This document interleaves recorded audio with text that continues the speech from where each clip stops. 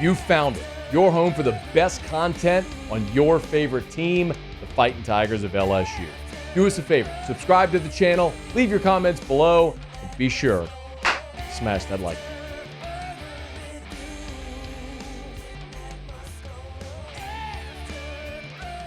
When you look at the NFL calendar, and it's going to start to get pretty condensed here shortly. Playoffs coming up in a couple weeks. Calendar will flip. You don't have the Super Bowl. And then really the next big event is the NFL draft, and that'll come in April. And, you know, it's interesting which side of the spectrum I guess you kind of fall on with the draft. Some people love it. It's one of their favorite things all year. Some people don't care at all. And me, I'm a little indifferent. I will watch the first round of the draft. Normally, it's a good night. It's a good time.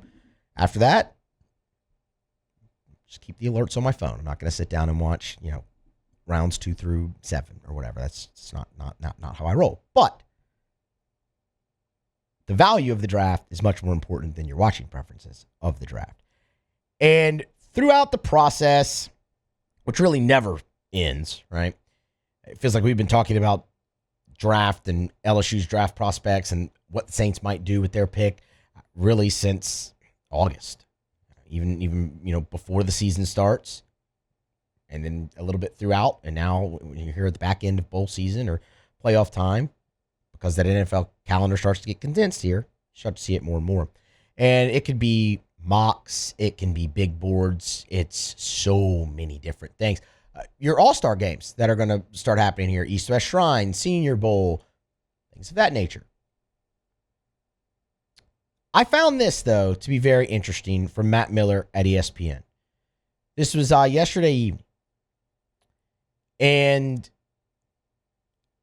I think we get caught up in first rounders and whatnot and in the process of the draft and how teams grade players, how scouts grade players, and things of that nature.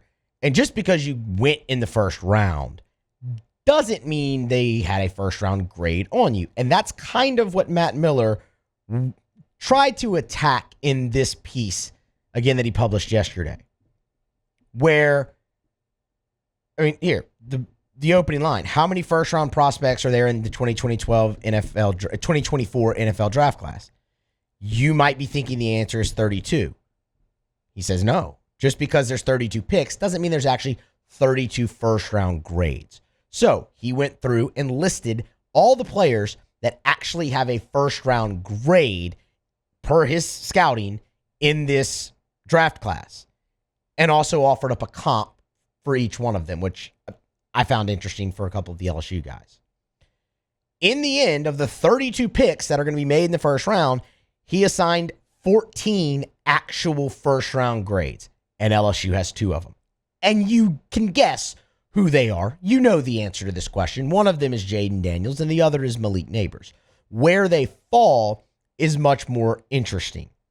So when you look at Jayden Daniels, number 8 overall on a big board, for what it's worth, is not in a mock, just prospect rank in the draft, is where Matt Miller has him, and as a first round graded player, no ambiguity about it for Daniels.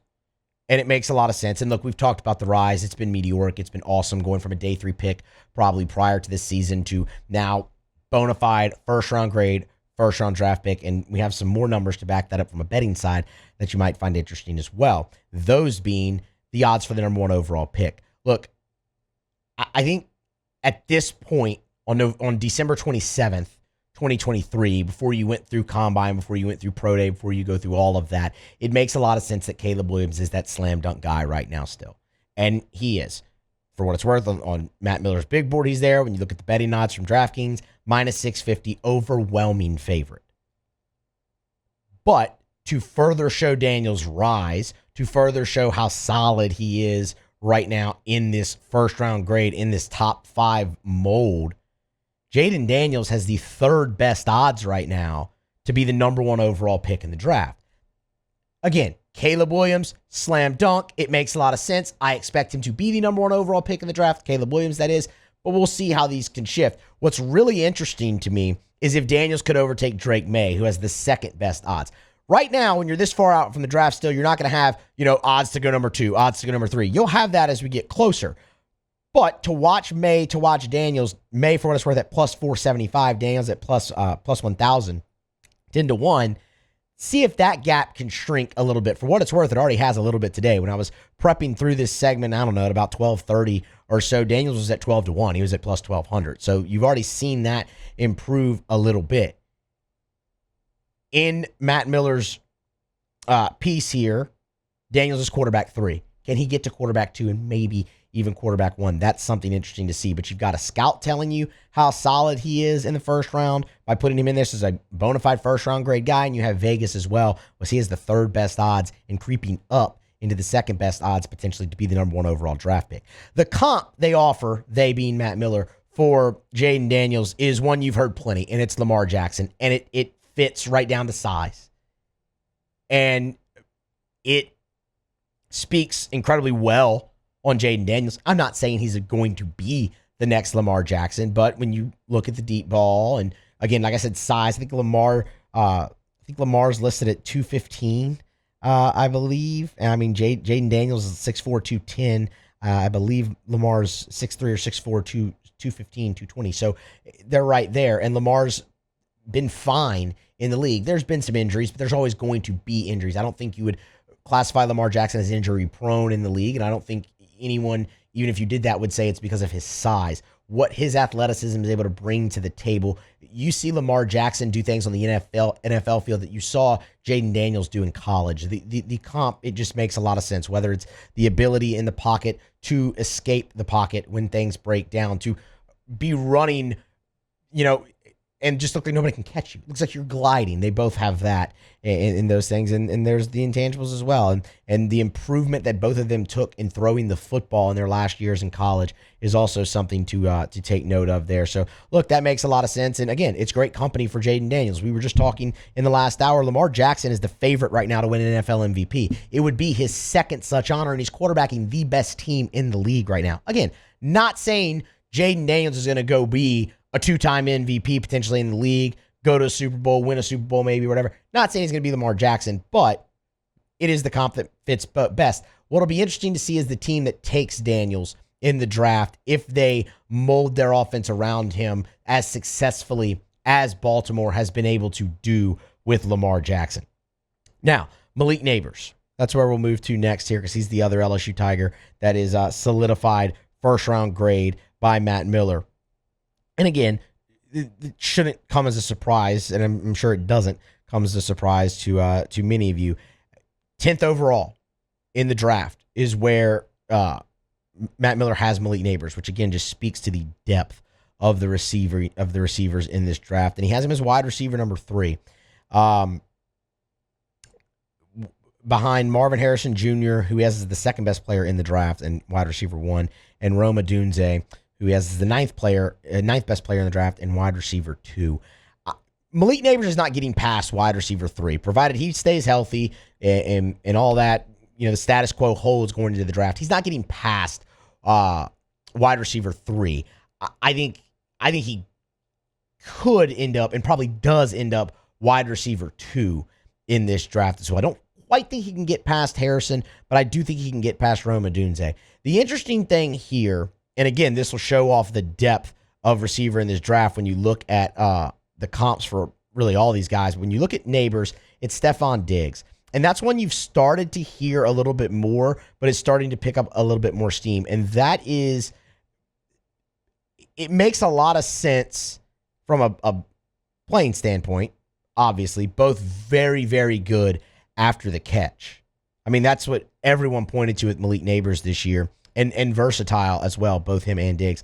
But Nabers, 6.8 yards coming after the catch. In Stefon Diggs' career so far in the league, in the NFL, 4 times. Or excuse me, sorry about that. 3 times. He's had 400+ yak yards over the course of a season.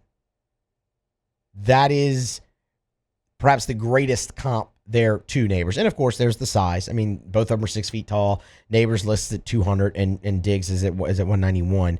But size aside, but the way the play style is, specifically the yards after the catch. And then on top of that, it speaks incredibly fondly on Malik Nabers. Stefon Diggs at one point was considered the best wide receiver in the NFL. A guy in Malik's mold, plays like Malik Nabers, or I should say who Malik Nabers is in his mold and plays like, was the best wide receiver in the NFL. In 2020, he led the league in receptions and receiving yards. Stefon Diggs is in the midst right now, and he's already done it for this year, and he's not finished, of 6 straight 1,000-yard receiving seasons. That's potentially that's the guy they're comping to be wide receiver 3 in this year's draft. It's incredible depth. An all-pro, a 3-time Pro Bowler. And you could potentially get that at pick 10 in this draft. Receiver's insane, but I love the comp for Nabers there with Diggs, and love to see him get that recognition. Again, I'll be curious to see if he can pass up Rome Odunze. I don't think he can catch Marvin Harrison, but can Malik Nabers work his way into wide receiver 2? You've already seen a few mocks have him there in the mold of wide receiver 2. So we will see. One guy that was not mentioned in here was